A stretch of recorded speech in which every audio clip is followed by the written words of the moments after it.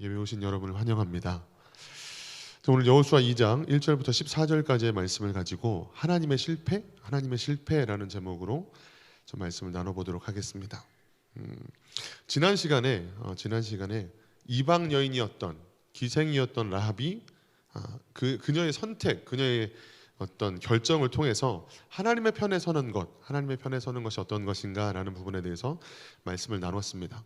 그녀는 인생 자체가 참 힘든 괴로운 신음뿐인 삶이었지만, 기생이라는 참 비참한 삶이었지만, 그것으로 그치지 않고 절체절명의 어려움, 이스라엘 민족이 앞으로 다가오는데 곧 이 가나안 땅을 침범한다고 하는데 그들과 함께하는 하나님이라는 신이 얼마나 엄청난 역사들을 일으켰는지, 그 소문을 듣고 온 사람들이 마음의 여러 가지 걱정과 떨림으로 생활하고 있을 때, 그것은 라합의 문제이기도 했었죠. 라합도 이제 그 여리고 성과 함께 정복당할, 이제 진멸당할 그런 위기에 처해 있었는데, 그녀가 오히려 하나님의 편에 세워되면서 한 번도 들어본 적이 없었던, 그 전까지 존재조차도 알 수 없었던 하나님이라는 신에 대해서 들려진 이야기들만으로 그 하나님의 편에 서고, 그 하나님의 편에 선 까닭에 그녀가 구원을 얻게 된, 또 구원을 넘어서서 예수님의 족보로는 엄청난 축복을 받았던 일들에 대해서 같이 나누면서 하나님의 편에 서는 것에 대해서 이야기를 좀 나눠봤었습니다. 그런 은혜가 라합이 결정할 수 있었고, 또 그 결정 탓에 하나님 앞에 엄청난 은혜와 축복을 받아 누렸던 것처럼, 모든 상황 속에서 우리가 하나님의 편을 선택함으로 인해서 하나님께서 주시는 은혜와 축복을 누리시는 저와 여러분들이 되시기를 주님의 이름으로 축복합니다. 오늘은 좀 약간 다른 관점으로 말씀을 좀 살펴보려고 합니다. 오늘 제목에서 말씀드렸듯 하나님의 실패가, 하나님의 편에 섰을 때도 실패가 있을 수 있을까라는 부분들에 대해서 좀 이야기를 해보려고 합니다. 무슨 말씀이냐면, 우리가 하나님의 편을 선택했고 하나님의 뜻을 따라서 어떤 결정을 하고 믿음의 선택을 했는데도 불구하고 어려움에 직면할 때가 굉장히 많이 있더라라고 하는 거예요. 하나님의 편을 선택했으니까, 내가 기도하고 하나님께서 주시는 어떤 마음을 따라서 이 일을 선택하고 결정했으니까 당연히 이 문제가 해결될 거야, 당연히 이 상황이 역전될 거야, 바뀔 거야 라는 생각을 하게 되는데, 하나님께서 도와주시겠지라고 생각했는데 오히려 해결되기는커녕 뭔가 좀 더 꼬이는 것 같고, 당장 눈앞에 문제 해결이 보여지지 않는 것 같은 경험들을 우리는 생각보다 꽤 자주 하게 되어진다라고 하는 거예요. 그러면 이제 생각하게 되는 거죠. 내가 하나님의 편을 선택한 게 아닌가? 라는 생각을 하게 될 수도 있고, 아니면 내가 하나님의 편을 선택했는데, 하나님의 말씀에 순종했는데 왜 이런 어려움이 닥치는 거지라고 뭔가 갸우뚱하게 되면서 의구심을 갖게 되는 일들이 우리 안에 있게 됩니다. 왜 하나님은 우리가 실패하게 놔두셨을까요? 왜 하나님은 우리의 실패를 허락하셨을까요? 이런 생각들을 해보게 된다라고 하는 거예요. 오늘 이 부분을 좀 생각해 보려고 하는데, 먼저 본문을 좀 살펴보면, 오늘 본문은 하나님의 사람 여호수아가, 그냥 여호수아가 아니에요. 하나님의 사람 여호수아가 여리고성 정복 전쟁을 앞두고 그 땅을 정탐하라고 정탐꾼을 보내면서 시작합니다. 자, 여호수아 2장 1절 말씀 같이 한번 읽겠습니다. 시작. 눈의 아들 여호수아가 시딤에서 두 사람을 정탐꾼으로 보내며 이르되, 가서 그 땅과 여리고를 엿보라 하매 그들이 가서 라합이라 하는 기생의 집에 들어가 거기서 유숙하더니. 아멘. 그런데 하나님의 사람 여호수아의 명령을 듣고 정탐꾼들이 여리고성에 정탐을 하러 들어갑니다. 그런데 그날 밤에, 여리고성에 들어간 그날 밤 바로 발각이 되어져요. 정탐에 실패하게 되어지는 거죠. 여호수아 2장 2절부터 3절 말씀입니다. 읽어보겠습니다. 어떤 사람이 여리고 왕에게 말하여 이르되, 보소서 이 밤에 이스라엘 자손 중에 몇 사람이 이 땅을 정탐하러 이리로 들어왔나이다. 여리고 왕이 라합에게 사람을 보내어 이르되, 내게로 와서 내 집에 들어간 그 사람들을 끌어내라. 그들은 이 온 땅을 정탐하러 왔느니라. 아멘. 여기서 벌써 이상하다는 생각을 할 수밖에 없는 거예요. 만약에 여호수아가 그냥 그럴듯한 거짓 선지자, 거짓 지도자였다면 그럴 수도 있겠죠. 그런데 우리는 이미 알고 있습니다. 하나님께서 모세를 들어서 사용하셨듯 내가 모세와 함께한 것처럼 너와 함께하겠다라고 말씀하셨던 존재가, 그런 영적인 지도자가 여호수아였어요. 그리고 여호수아가 우리가 지금 나가수를 통해서 사사기 말씀을 읽어봐서 알겠지만, 하나님께 묻지 않고 기브온 족속과 화친을 맺었던 장면들이 있었죠. 만약 그런 것들이었다면 실패했어도 이상할 게 없지만 지금 하나님의 인도하심을 따라 여호수아가 그들에게 명령했고 그들은 그 명령을 따라 정탐하러 갔거든요. 그 말에 순종했거든요. 하나님께서 세우신 지도자의 말에 순종했는데 그런데 정탐에 실패하는 일이 나타나더라라고 하는 거예요. 아니 단순한 실패 정도가 아니라 만약 라합이라는 기생이 그들을 건져주지 않았다면 그들은 아마 즉시로 참수형을 당했겠죠. 목매임을 당하거나 목배임을 당하는 일들이 분명 있었을 겁니다. 지금 안 그래도 여리고성을 비롯한 모든 가나안 족속들은 이스라엘 민족이라고 하면 치를 떨고 두려움에 떨고 있는 상황이었으니까요. 어떻게 방비할까? 어떻게 그들을 맞아 싸울까라는 생각만 하고 있는, 눈에 불을 켜고 혈안이 되어 있는 중인데 이스라엘의 첩자라고 아마 바로 죽임당한 일이 있었을 거다라고 하는 거예요. 라합이 도와주지 않았으면 바로 죽임당했을 거고 라합의 도움으로 간신히 목숨만을 부지했다라고 하는 거예요. 여리고성을 정탐하기는커녕 간신히 살아 돌아왔다라고 하는 거예요. 왜 분명 하나님께서 하나님의 사람을 통해서 명령하셨던 일에 순종했는데 실패했을까요? 게다가 이 순종이 쉬운 일인가요? 오늘날도 마찬가지겠지만 오늘날은 뭐 간첩, 스파이 뭐 이런 단어가 좀 더 어울리긴 하겠습니다만 당시에도 이런 일을 하는 것들은 분명 생명을 내거는 일이었을 거예요. 근데 내 생명을 담보로 만약 정탐에 실패하면 죽게 될 거다라는 생각을 이 정탐꾼들이 하지 않았을까요? 분명 그런 생각도 있었을 거예요. 그럼에도 불구하고 믿음으로 순종했고 믿음으로 선택하고 그 결정을 따라 나갔는데 실패했어요. 여기서 오는 의구심이 드는 거예요. 왜 하나님은 실패하도록 놔두셨을까? 이 실패는 하나님이 허락하신 건가? 라는 생각들을 하게 된다라고 하는 거예요. 하나님의 편을 선택해도 실패할 수 있고 하나님의 뜻에 순종해도 실패할 수 있는가라는 생각들을 할 수밖에 없는 거죠. 잠깐 이 의문을 뒤로 하고 비슷한 다른 상황을 좀 살펴보고 싶습니다. 민수기 13장 17절에서 20절 말씀이에요. 민수기 13장 17절에서 20절 말씀 같이 한번 읽어보겠습니다. 시작. 모세가 가나안 땅을 정탐하러 그들을 보내며 이르되 너희는 네겝길로 행하여 산지로 올라가서 그 땅이 어떠한지 정탐하라. 곧 그 땅 거민이 강한지 약한지 많은지 적은지와 그들이 사는 땅이 좋은지 나쁜지와 사는 성읍이 진영인지 산성인지와 토지가 비옥한지 메마른지 나무가 있는지 없는지를 탐지하라. 담대하라. 또 그 땅의 실과를 가져오라 하니 그때는 포도가 처음 익을 즈음이었더라. 아멘. 이게 어떤 사건이죠? 똑같은 여리고성을 정탐하는 일이긴 합니다만 약 40여 년 전 모세가 12명의 정탐꾼을 보냈던 사건입니다. 12명의 정탐꾼이 마찬가지로 하나님의 사람 모세의 보냄을 받아서 모세의 명령을 따라서 가나안 땅을 정탐했던 일입니다. 우리가 잘 알고 있는 이야기죠. 근데 이 정탐은 성공하나요? 이 정탐을 성공하나요? 정탐은 성공합니다. 정탐은 성공해요. 그들이 40일 동안 여리고성 이곳저곳을 가나안 땅 이곳저곳을 정탐하고 그리고 무사히 돌아옵니다. 그리고 그 땅의 실과를 엄청나게 거대한 포도 열매를 가지고 와서 보고를 드리죠. 민수기 13장 25절에서 29절입니다. 같이 한번 읽어보겠습니다. 25절에서 29절 시작. 40일 동안 땅을 정탐하기를 마치고 돌아와 바란 광야 가데스에 이르러 모세와 아론과 이스라엘 자손의 온 회중에게 나와 그들에게 보고하고 그 땅의 과일을 보이고 모세에게 당신이 우리를 보낸 땅에 간즉 과연 그 땅에 젖과 꿀이 흐르는데 이것은 그 땅의 과일이니이다. 그러나 그 땅 거주민은 강하고 성읍은 견고하고 심이 클 뿐 아니라 거기서 아낙 자손을 보았으며 아말렉인은 남방 땅에 거주하고 헤딘과 여부스인과 아모리인은 산지에 거주하고 가나안인은 해변과 요단가에 거주하더이다. 아멘.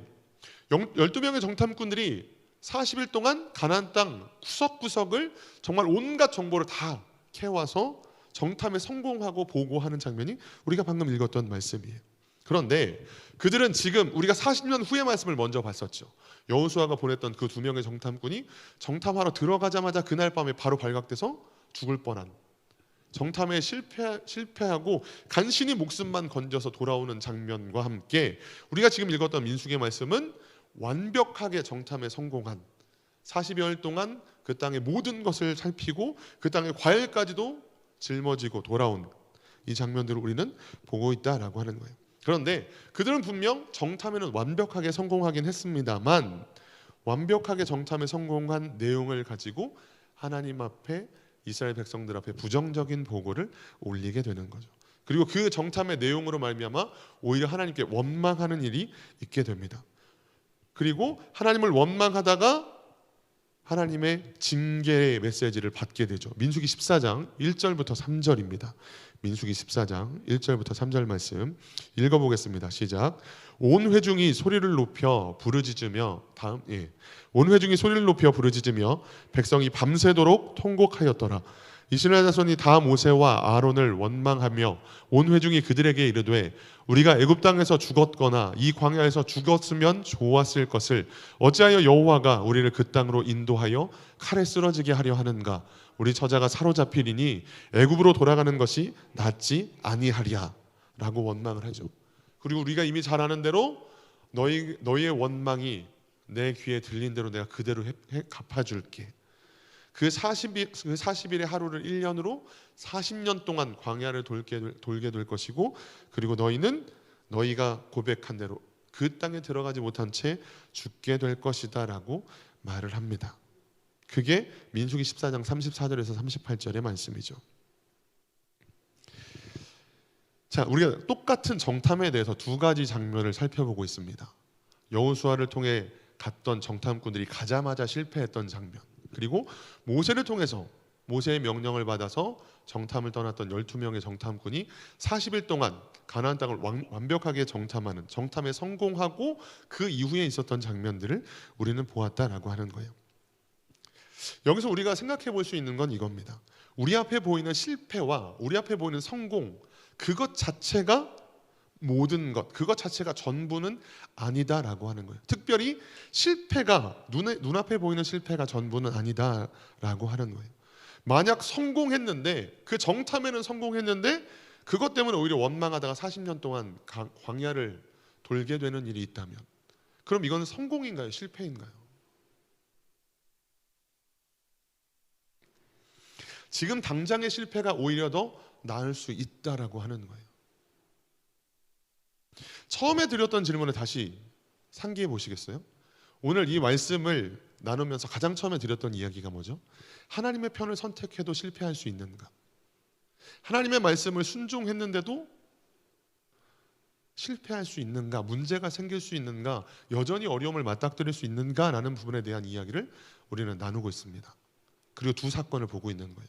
똑같이 정탐이라는 사건, 그것도 분명하게 하나님의 사람 모세, 하나님의 사람 여호수아를 통해 그 받았던 명령에 순종하는, 거듭 말씀드리지만 정탐은 예나 지금이나 생명을 내걸고 해야 되는 일들이에요. 하나님의 말씀에 순종하는 것, 게다가 생명을 걸기까지 이 어려운 일에 말씀대로 순종하며 나아갔는데 실패했다라고요. 그런 일이 가능할 수 있냐고요. 그런데 실패가 오히려 성공보다 나을 수도 있겠구나라는 걸 우리는 이 두 사건을 비교해 보면서 깨달을 수 있다라고 하는 거예요. 게다가 여호수아가 보냈던 이 두 명의 정탐꾼이 정탐에 실패하기만 했나요? 그렇지 않습니다. 실패처럼 보였지만 들어가자마자 발각되고 간신히 살아 도망쳐 나온 것처럼 보이지만 그것은 실패로 끝나지 않았어요. 여리고성 사람들, 아니 가나안 민족들의 상태, 가장 중요한 이것들을 알았습니다. 그것이 뭐였죠? 가나안 사람들의 마음, 간담이 녹았더라라고 하는 이것들을 알게 되었습니다. 모두가 지금 두려움에 떨고 있고 이스라엘 민족을, 특히 이스라엘과 함께 하시는 하나님에 대한 소식을 듣고 그들이 지금 간담이 녹아서 벌벌 떨고 있는 중이더라라고 하는 이야기를 들었다라고 하는 거예요. 지금 여리고성의 병력이 얼마나 되는지, 그들이 식량을 얼마나 비축하고 있는지, 전쟁하기 위해서 어떤 작전을 짜고 있는지, 군세가 어느 정도 되는지, 지금 군기는 어느 정도인지 이런 것들을 파악하지는 못했지만 가장 중요한 것, 어쩌면 하나님이 가장 알려주고 싶어 하셨던 것, 그것들을 알게 되었죠. 그게 뭐라고요? 지금 가나안 족속들은 두려움에 떨고 있더라. 간담이 녹았더라, 마음이 녹아내렸더라 라고 하는 것들을 듣게 되고 알게 되었다라고 하는 거예요. 다시 우리가 나가수를 통해서 기드온 말씀도 읽어봤었죠. 기드온이 나를 큰 용사라고 말씀하시지만 저는 가장 작은 자입니다, 두려워 떨고 있을 때 하나님의 사자가 기드온에게 나타나서 뭐라고 명령하죠? 그러면 미디안 진영에 한번 가봐라, 그들이 말하는 거 들어보거라. 그리고 그가 가서 미디안 진영에서 꿈과 그 꿈에 대한 해몽 이야기를 듣죠. 그게 뭐였죠? 보리떡 한 덩이가 굴러 들어와서 미디안 진영을 회파시키는. 그 꿈을 들은 다른 병사가 뭐라고 해석하죠? 그건 기드온이야 라고 얘기하는 장면. 그래서 기드온이 과연 하나님께서 함께 하시는구나 힘을 얻고 그 전쟁을 치르게 되죠. 요나단과 병기든 자의 이야기도 마침 우리가 나가서 지금 읽고 있는 장면 속에서 나왔죠. 전쟁에 대해서 모두가 두려워 떨고 있는데 요나단과 병기든 자가 둘이서만 잠입을 합니다. 들어가다가 올라오라고 하면 하나님께서 붙이셨다는 증거로 알고 올라가고, 만약 올라오라고 하지 않으면 하나님이 아니구나 하고 다시 돌아오자라고 했다가 하나님께서 붙이신 줄 알고 올라가고 전쟁의 선봉에 서게 되는 장면들을 우리는 보았습니다. 이 장면 두 장면이 다 뭐죠? 하나님께서 오히려 이 모든 장면 속에 함께하고 계시는구나 라는 것들을 발견할 수 있었던 장면이었어요. 그런데 정탐만을 쳐다보면, 정탐만을 생각해보면 실패한 것이 맞아요. 들어가자마자 발각돼서 죽을 뻔한 것이 맞아요. 실제로 어려움을 당하고 있는 것이 맞아요. 그런데 그 실패만이 아니라, 눈앞에 보였던 실패만이 아니라 그 실패 속에서, 실패처럼 보이는 상황 속에서 역사하시는 하나님을 볼 수 있어야 한다라고 하는 겁니다. 자, 여호수아 2장 9절에서 11절 말씀, 그들의 간담이 녹았다는 말씀 다시 한번 읽어보겠습니다. 시작. 말하되 여호와께서 이 땅을 너희에게 주신 줄을 내가 아노라. 우리가 너희를 심히 두려워하고 이 땅 주민들이 다 너희 앞에서 간담이 녹나니 이는 너희가 애굽에서 나올 때에 여호와께서 너희 앞에서 홍해물을 마르게 하신 일과 너희가 요단 저쪽에 있는 아모리 사람의 두 왕 시혼과 옥에게 행한 일, 곧 그들을 전멸시킨 일을 우리가 들었음이니라. 우리가 듣자 곧 마음이 녹았고 너희로 말미암아 사람이 정신을 잃었나니 너희 하나님 여호와는 위로는 하늘에서도 아래로는 땅에서도 하나님이시니라. 아멘. 라합이 뭐라고 고백하는 거예요? 여리고성에 살고 있는 여리고 백성이 뭐라고 얘기하는 거예요? 너희 하나님으로 인하여, 너희 하나님이 일하심으로 인하여 그 소문을 듣고 우리가 간담이 녹았다, 우리가 두려워하고 심히 떨고 있다라고 이야기하는 거예요. 이스라엘의 가나안 족속들과 싸우기도 전부터 이미 하나님의 역사하심으로 말미암아 그들은 두려워하고 떨고 있었다고. 가나안 족속들은 이미 그들의 마음을 하나님께서 녹아내리게 하셨다라고 하나님의 일하심에 대해 듣게 하시는 것이 이 정탐의 내용이었다라고 하는 거예요. 이 정탐을 보내신 목적이었다라고 하는 겁니다. 그런데 그들도 마찬가지였고 이 성경을 읽고 있는 우리도 마찬가지고, 우리가 여전히 신앙의 믿음의 선택을 하고 있음에도 불구하고 항상 눈앞에 보이는 상황에 집중하다 보니 왜 순종하는데 실패하지? 왜 어렵게 이 길을, 하나님 믿음의 길을 선택했는데 하나님이 어려움을 계속 허락하시지라는 생각들만 하게 되어진다라고 하는 거예요. 왜 하나님이 보내셨는데 정탐에 실패했죠? 성공해야 되는 거 아닌가요가 아니라 하나님이 일하시고 계시다는 사실에 주목해야 한다라고 하는 겁니다. 이미 알고 계신 분들이 많으시겠지만 저희 둘째가 그 자폐가 있습니다. 그리고 이제 말도 이제 다음 주면 3학년이 되는데 아직도 말이 좀 안 됩니다. 그래서 규현이 때문에 참 기도도 많이 했었고 마음이 괴로웠던 적도 참 많이 있었고, 뭐 평신도의 가정이어도 참 쉽지 않을 텐데 목회자의 가정에 왜 하나님이 이런 상황을 허락하십니까? 라는 원망도 참 많이 했었고, 입 밖으로 꺼낸 적은 없지만 여기까지 막 차올라서 원망을 막 내뱉고 싶었던 적도 정말 많았습니다. 당연히 운 적도 많이 있었고, 제가 이제 우리 교회로 사역지가 옮겨지면서 가장 많이 걱정했던 것 중에 하나도 사실은 규현이 문제였어요. 규민이도 학교와 친구들과 선생님 모든 환경이 바뀌는 게 참 쉽지 않을 텐데, 형도 쉽지 않을 텐데 연약함이 있는 둘째가 과연 적응할 수 있을까? 일례를 드리면 처음 초등학교에 들어갈 때 딱 이 시기 즈음이었어요. 근데 이제 규현이가 말을 못하다 보니까 5살, 6살, 7살 3년 동안 어린이집을 못 갔습니다. 3년 동안 집에만 있었어요. 물론 이제 교회 예배드리러 왔다 갔다 하긴 했지만 평일 주중에는 따로 이제 또래 아이들이 다 하는 어린이집을 가지 못했어요. 근데 그러다가 학교를 갈 때가 되니까 어떤 사회성도 문제고 또래 친구들과 어울리는 것도 문제고, 물론 뭐 같이 있어도 어울린다는 것 자체가 쉽지 않은 이제 자폐의 어떤 여러 가지 어려움이 있지만 그런 것들이 더 걱정이 되더라고요. 그래서 게다가 이제 그 어떤 자폐의 특성상 낯설음이나 그 처음 가는 장소, 처음 만나는 사람, 이런 것들이 너무 힘든 거예요. 그래서 그냥 뭐 3월 2일 땡 하고 학교를 가면 도저히 안 되겠다라는 생각이 들기 시작하는 겁니다. 그래서 그때도 이제 새 학기 새 출발을 위한 어떤 특별 새벽기도 이런 기간이었는데, 기도하면서 그런 생각이 들어서 저희 아내하고 첫째하고 저하고 규현이까지 다 이 백팩을 맸습니다. 규현이가 그때까지 백팩을 매는 일 자체가 너무 오랫동안 없었기 때문에 엄마 아빠도 백팩을 메고 규민이한테도 일부러 가방을 좀 매달라고 부탁을 하고, 그리고 규현에게도 엄마 아빠도 맸지, 형아도 맸지, 너도 이제 매는 거야 하고 백팩을 메고 학교까지의 거리를 일주일 동안 매일 한 번씩 왔다 갔다 했습니다. 처음에는 교문까지만. 그리고 둘째 날은 이제 실내화를 갈아 신는 그 건물 앞까지. 그리고 셋째 날은 그 실내화를 갈아 신고 안에도 들어가 보고, 넷째 날은 교실까지 들어가 보고. 그러다가 이제 학교 선생님을 만나서 이제 지금 학기가 시작이 안 됐는데 아이와 이제 외부인이 있으니까 선생님이 놀라시는 거죠. 그래서 아이가 좀 이렇게 연약함이 있어서 미리 적응하려고 한 바퀴 돌아보고 있습니다라고 했더니, 그러면 더 돌아보셔도 된다고, 이렇게 하셔도 된다고 이렇게 양해를 해주셔서 이렇게 돌아보고, 이렇게 일주일이라는 시간 동안 계속 학교에 들어가는 것들이 조금이라도 더 익숙해지게 하려고 그런 시간들을 보냈습니다. 그리고 너무 감사하게 하나님의 은혜로 그 다음 주가 되어서 1학년 1학기가 시작하면서 다행히 학교를 가는 것 자체를 물론 즐겨 하지는 않았지만 엄청 낯설어서 막 가기 싫어하거나 울거나 막 이러진 않았어요.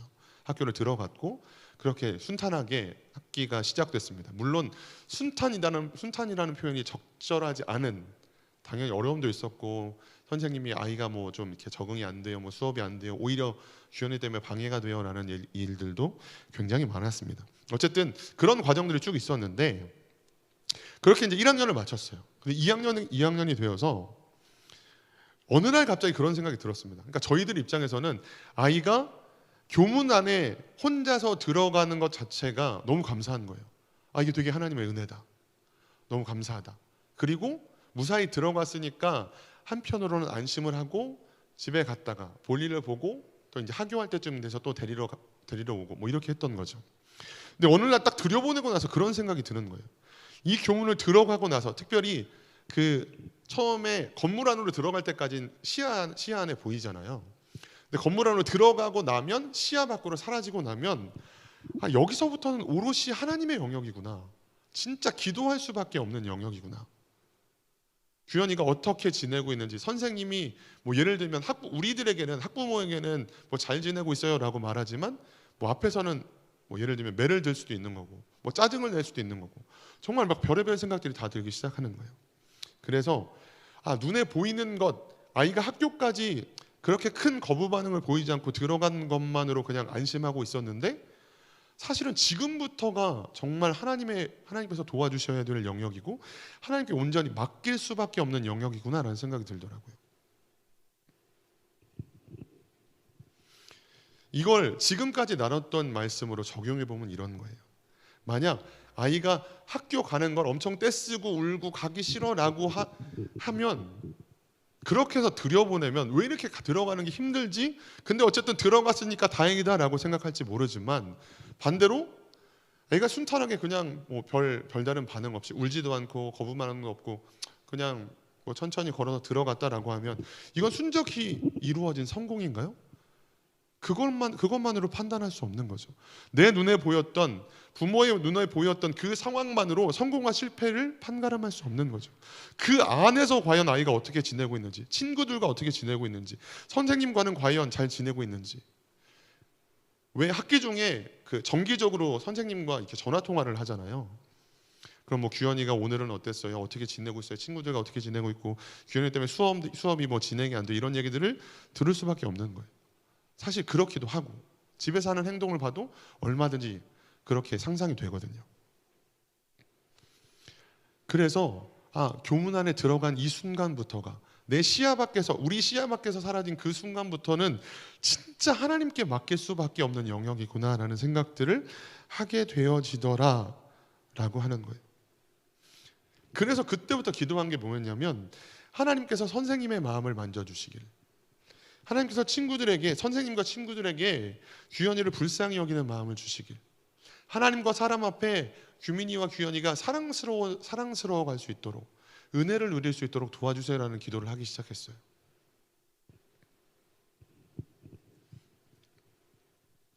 그리고 물론 선생님의 어떤 규현이가 이렇게 생활해요, 이렇게 행동해요 라고 하는 얘기들을 정기적으로 들으면서 마음이 힘든 순간들도 분명히 있었습니다만, 그런데 이제 사역지를 옮기게 되면서 결국엔 완전한 이별이잖아요, 그쪽에서는.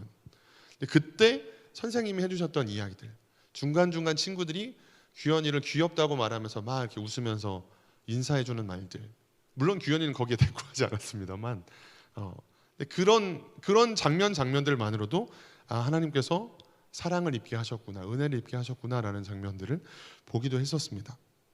근데 드리고 싶은 말은 이거예요. 뭐 이걸로 무슨 눈물샘을 자극하고 싶다 그런 말씀을 드리려는 게 아닙니다. 보이지 않는 것들이 훨씬 더 중요하고 우리가 볼 수 없어서 애시당초에 좌지우지할 수 없는 영역들이야말로 훨씬 더 많고 이 부분을 온전히 하나님께 맡길 수밖에 없더라라는 이야기를 드리고 싶은 거예요. 우리는 당장 눈앞에 보이는 성공과 실패처럼 보이는 그것에만 집중하지만 사실은 그 이면에서 역사하고 계시는 가나안 족속들의 간담을 서늘하게 하셨고 그들의 마음이 녹아내리게 하셨던 그 하나님의 역사를 바라볼 수 있어야 왜 순종했는데 실패하는 일이 있죠? 왜 어렵게 믿음의 길을 선택했는데 왜 하나님 실패를 허락하셨어요? 라는 원망이나 불신의 말들을 하지 않게 된다라고 하는 거예요. 그렇게 했을 때 어떻게 됐다고요? 40년 광야를 방황하다가 다 가나안 땅에 들어가지 못하고 죽었다라고 하는 거예요. 우리가 되게 쉽게 듣는 말 중에 그런 게 있죠. 의사 선생님이 수술하고 나와서 제일 많이 하는 말이 뭐죠? 최선을 다했습니다만 이 다음은 저희가 어떻게 할 수 있는 영역이 아닙니다. 이런 이야기들이죠. 물론 드라마나 영화 속에 나오는 일이기도 합니다만 실제로 우리가 제일 많이 듣는 말이기도 하죠. 어떤 지인들이 수술을 하게 되면 가장 많이 듣는 말이기도 합니다. 그게 뭐예요? 우리는 그분들이 우리의 지인들, 가족들, 친척들을 살려줄 수 있을 거라고 생각하지만 사실은 그들의 영역 밖의 일, 하나님께 달린 일, 믿지 않는 사람이라면 하나님을 고백하지 않겠지만 그들도 신을 고백하잖아요. 그 절체절명의 순간에는 신을 고백하잖아요. 우리도 하나님께 달려있다는 사실을 그런 상황 속에서는 고백하잖아요. 근데 왜 삶의 그 모든 순간 우리가 믿는 하나님은 지금도 이곳에 계시고 지난번에도 우리가 찬양으로 고백했지만 오늘 이곳에 계신 하나님이시고 오늘 이곳에 계신 성령님인데 항상 우리가 앞서서 걱정하고 왜 이거 실패죠? 왜 이거 하나님 이렇게 역사하셨죠? 라고 말하고 있는 게 우리들의 모습이더라라고 하는 거예요.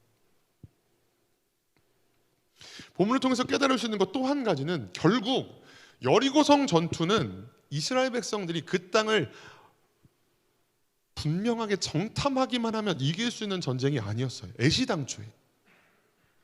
여리고성은 가나안 족속들 중에서도 굉장히 공성하기가 어려운 성으로 이미 익히 알려져 있었습니다. 그리고 이스라엘 백성들은 제대로 된 전쟁 훈련이나 무기조차도 갖지 못한 사람들이었다라고 이야기를 드렸었어요. 애시당초에 같이 싸워서 이길 수 있는 상대가 아니었습니다. 그들에 대해서 잘 알고 있다고 해서 이길 수 있나요? 그렇지 않아요. 우리가 격투기 선수를 알고 우리가 하려고 하는 어떤 시험이나 문제나 지금 눈앞에 닥친 여러 가지 상황에 대해서 잘 알기만 하면 헤쳐나갈 수 있나요? 대부분 그런 것들은 있지 않아요. 그랬으면 흑수저라는 말은 생겨나지도 않았겠죠. 알기만 하면, 완벽한 정탐이 이루어지기만 하면 누구를 만나도 어떤 문제를 당해도 이길 수 있다면 사람들은 흑수저라는 말을 만들지 않았을 거예요. 아무리 노력해도 안 되니까 말한 게 흑수저라는 이야기들이었겠죠. 아무리 발버둥 쳐도 이 타고난 출신 성분을 끊어낼 수 없어라는 말들이 결국은 흙수저가 된 거잖아요. 여리고성뿐만 아니라 애초에 아이성을 제외하면 가나안 어떤 족속과 싸워도 이스라엘 백성들은 사실 승산이 없었어요. 우리가 나가수를 통해서 이미 말씀을 읽어봤지만 가나안 정복 전쟁은 철저히 하나님이 하시는 전쟁이었어요. 여호수아 6장 20절입니다. 같이 읽어보겠습니다. 시작. 이에 백성은 외치고 제사장들은 나팔을 불매 백성이 나팔 소리를 들을 때에 크게 소리질러 외치니 성벽이 무너져 내린지라. 백성이 각기 앞으로 나아가 그 성에 들어가서 그 성을 점령하고. 아멘. 이게 어디죠? 여리고성 전투예요. 하나님께서 그 성이 무너지게 하셨죠. 여호수아 10장 11절입니다. 10장 11절 말씀 읽어보겠습니다. 시작. 그들이 이스라엘 앞에서 도망하여 베토론의 비탈에서 내려갈 때에 여호와께서 하늘에서 큰 우박덩이를 아세가에 이르기까지 내리심에 그들이 죽었으니 이스라엘 자손의 칼에 죽은 자보다 우박에 죽은 자가 더 많았더라. 아멘. 이 전쟁의 승패도 하나님께서 싸워주셨다라는 이야기가 기록되어 있는 거죠. 이스라엘 백성의 칼에 죽은 자보다 하나님께서 허락하신 우박에 죽은 자가 더 많았더라라고 이야기하는 거예요. 애초부터 여리고성을 무너뜨리는 건 철저하게 하나님의 방법으로 하나님이 무너뜨리셔야 했다라고 하는 거예요. 정탐에서 정보를 하나 둘 더 알고 지피지기면 백전불패, 백전백승이 아니라 처음부터 하나님이 싸워주셔야 되는 전쟁이었다고요. 정탐의 성패와 상관이 없는 전쟁이었다라고 하는 겁니다. 우리들도 마찬가지죠. 우리의 인생도 마찬가지죠. 내가 지금 눈앞에 닥친 상황과 환경, 그 문제가 바뀌면 우리의 인생의 모든 문제가 끝나는 건가요? 그렇지 않습니다. 애시당초에 우리의 인생이 하나님께 붙어 있으면 은혜를 얻는 거고 하나님과 동행하면서 그 어디나 하늘나라라고 고백하며 천국의 길을 가는 거고, 그 하나님과 붙어 있지 못하면 돌아가는 길이 되는 것이고 힘들고 괴로운 길이 되는 것이고, 그리고 하나님 앞에 오히려 나중에 돌아와서 이제서야 두 손 들고 옵니다라고 고백하는 그런 일들이 있게 되는 거죠. 그래서 드리고 싶은 거예요. 내가 계획한 일이 실패한다고 해서, 실패하는 것처럼 보인다고 해서 낙심하지 마세요. 낭망하지 마세요. 하나님은 그 속에서도 일하고 계시고 그 속에서도 역사하고 계십니다. 정탐에 실패해서 여리고성 점령을 실패했습니까? 그렇지 않아요. 그들은 정탐이라는 목적에는 실패했는지 모르지만 하나님이 이미 그들보다 앞서서 일하고 계신다는 사실에 대해서는 분명하게 알게 되었습니다. 오늘 이 말씀을 듣고 있는 저와 여러분들 모두도 마찬가지예요. 지금 문제가 없을까요? 지금 문제가 각자의 영역 속에 너무너무 많이 있죠. 오늘 제가 한 청년을 신방하고 왔습니다. 점심에. 되게 오랜만에 만났는데 그 친구도 목사님의 자녀예요. 그런데 삶이 너무 힘들어서 처음에는 그냥 이런저런 어떻게 지내고 있니? 라는 것들을 물어봤다가 마지막에 고민이 뭐야? 라고 물어봤더니 눈물을 탁 터뜨리더라고요. 지금 예배가 좀 많이 무너졌어요. 목사님의 자녀긴 한데 예배가 많이 무너졌습니다. 그런데 제가 딱 건드리자마자 얘기를 하더라고요. 그런데 하나님을 부정할 수 없대요. 하나님의 존재를 부정할 수 없대요. 자기가 지금 예배가 무너진 것도 알고 차라리 하나님이 믿어지지 않으면 정말 아예 하나님 모르는 사람처럼 살 것 같은데, 근데 하나님을 부정할 수가 없대요. 하나님의 존재를 너무나 분명하게 인정하고 그분이 믿어져서 지금 자기의 삶이, 자기의 신앙이 무너졌다는 건 알지만 하나님의 존재를 아니까 더 이상 무너질 수는 없더라라는 고백을 하는 거예요. 그래서 우선은 예배부터 좀 다시 드려보자라는 얘기를 하면서 하셨는데, 어쩌면 그 어머니의 입장에서는, 어머니면 목사님의 아내니까 사모님이잖아요. 목사님도 사모님도 얼마나 마음이 아팠을까요? 내 아이가 방황하고 있는 모습들을 보면서. 그런데 그 아이 속에서 하나님은 계속해서 그 아이를 향한 하나님의 손길을 놓지 않고 계시는 거죠. 하나님의 존재를, 하나님의 살아계심을 부정할 수 없다고 고백하게 하시는, 결국엔 돌아오게 하실 거예요.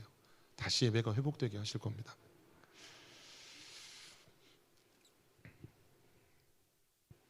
말씀을 마치겠습니다. 여호수아 2장 23절 24절 말씀 한 번만 더 읽어보겠습니다. 시작.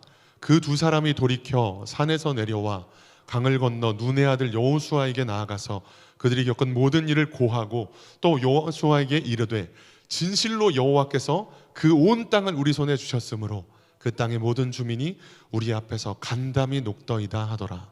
아멘. 정탐에 실패하고 돌아온 정탐꾼들이 보고하는 내용이죠. 진실로 여호와께서 그 온 땅을 우리 손에 주셨으므로 그 땅의 모든 주민이 우리 앞에서 간담이 녹더이다. 저와 여러분들의 삶의 모든 앞날에 하나님께서 이미 역사하고 계시는 줄 믿습니다. 근데 눈앞에 보이는 상황은 실패처럼 보일지라도 하나님의 일하시면 실수하심이 없고 하나님은 지금도 우리를 위해서 일하고 계시는 줄 믿습니다.